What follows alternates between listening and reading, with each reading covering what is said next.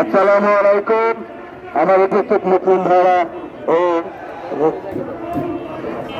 আমরা প্রথমেই খুবই শোকাহত এবং কষ্ট জানাই পহেলগাঁও ঘটে যাওয়া সন্ত্রাসী হামলায় যারা নিহত এবং আহত হয়েছে। আমি ইন্ডিয়ান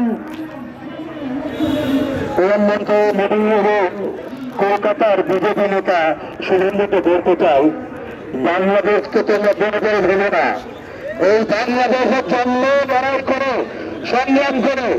এই বাংলাদেশ যদি চাই, তোমার ইন্ডিয়াকে আমরা এক মুহূর্তে নিমিশে নাই করবো। আমরা সংগ্রাম করে জন্ম নিয়েছি ভাই। আমাদের প্রতি কোনো অত্যাচার বা আমাদের মুসলিম ভাইদের প্রতি কোনো অত্যাচার আমরা মেনে নেব না। ইন্ডিয়ান মুসলিম ভাইদের প্রতি তোমরা যে অত্যাচার করছো তা তোমরা এখনই বন্ধ করো। আমরা শান্তিপূর্ণ ইয়ে চাই, আমরা শান্তিভাবে এই সমাধান চাই, আমরা কোনো লড়াই চাই না।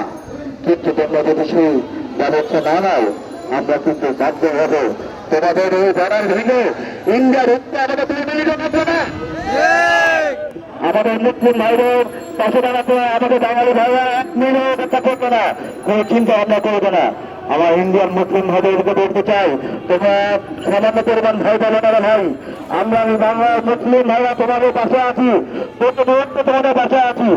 তোমাদের যে আমাদের দেশ ইন্ডিয়ার চেয়ে হয়তো ছোট হতে পারে, কিন্তু আমাদের মান, আমাদের অন্তর ইন্ডিয়ার জীবনের চেয়ে অনেক বড়। তোমরা যদি চাও তোমাদের উপর যদি ক্ষতি হয়, আমরা বাংলার বর্ডার করে দেবো, আমাদের দেশে তোমাদের স্থান দেবো, কিন্তু একটা মুসলিমের করে ভোটে হতে দেবো না ইনশাল্লাহ। ভাই, আমি আমার বক্তব্য কিছু বর্ণনা করে বলতে চাই। আমার এখানে উপস্থিত মহিলা বাংলার সভাপতি শরীফ ভাই আমাদের এখন বক্তব্য দেবেন।